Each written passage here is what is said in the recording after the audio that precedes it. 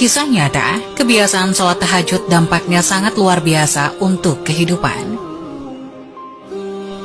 Kebiasaan Rasulullah Shallallahu Alaihi Wasallam melaksanakan sholat tahajud dapat dijadikan dasar hukum bahwa sholat tahajud adalah sunnah yang dikerjakan setelah tidur beberapa saat di malam hari, kemudian bangun saat pertengahan malam hari. Sholat tahajud adalah waktu untuk berkomunikasi kepada Allah, di mana umat muslim dapat mencurahkan segala isi hati dan memohon pertolongan kepada Allah. Kedekatan antara Allah dan orang yang sholat tahajud niscaya dapat membuat hati dan pikiran menjadi lebih tenang dalam menghadapi kehidupan yang dinamis ini. Sebagaimana yang dijanjikan Allah, para mutahajidin akan mendapatkan derajat yang mulia di sisinya. Tidak sedikit orang yang telah merasakan dan membuktikannya. Kehidupan mereka menjadi lebih baik, tentram, selalu memperoleh jalan keluar dan kemudahan dalam setiap permasalahan. Bahkan mendapatkan keajaiban-keajaiban tertentu yang sulit ditangkap dengan nalar biasa.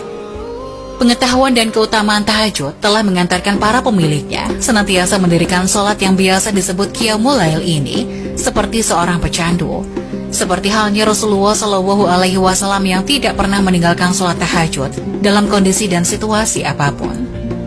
Kemudian sekian banyak kisah para pecandu ini telah menjadi suri teladan dan tempat pembelajaran bagi yang lainnya.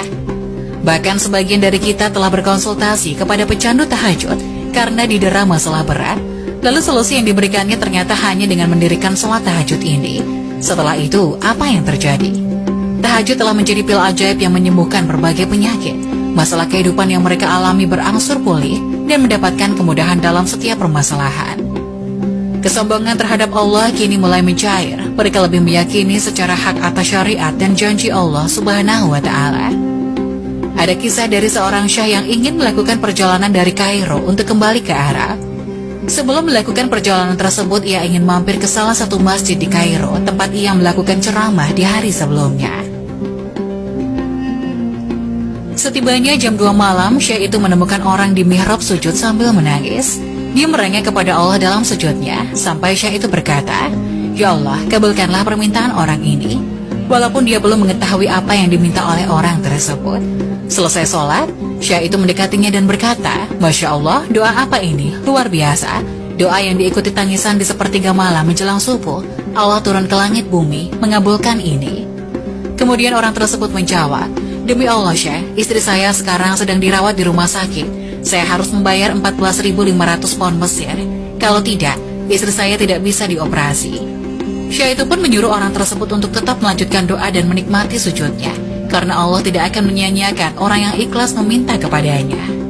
Sampai di waktu subuh, seorang pengurus masjid menyuruh syah itu untuk menjadi imam.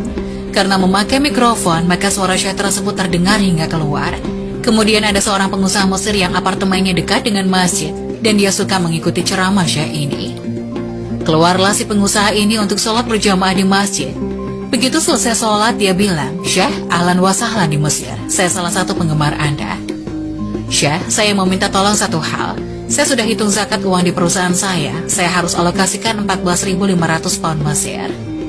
Syah pun menangis mendengar itu. Kemudian Syah itu mencari dan memanggil orang yang menangis di sepertiga malam tadi. "Ya Fulan, kesini, ceritakan masalahmu apa?" Kemudian ia menceritakan bahwa ia membutuhkan biaya atau uang sebesar 14.500 pound Mesir untuk biaya operasi istrinya. Seketika pengusaha itu menangis dan berkata, "Demi Allah Syah, saya sudah 1 minggu taruh uang ini di lemari saya. Setiap hari istri saya bilang, turunkan itu bukan hak kita, zakat itu keluarkan. Saya ingin mendapat satu orang yang saya kasih langsung, daripada saya bagi-bagi. Saya mau satu orang yang saya kasih selesaikan masalah dia dan Allah selamatkan saya di akhirat." Lantas, diberikanlah uang 14.500 pound Mesir kepada orang yang membutuhkan tersebut. Terpenuhilah kebutuhan keduanya atas kuasa Allah Subhanahu wa Ta'ala. Dari kisah tersebut dapat memberi pelajaran bagi kita semua untuk selalu bersabar dalam berdoa. Karena Allah Subhanahu wa Ta'ala pasti akan mengabulkan setiap permohonan permintaan hambanya.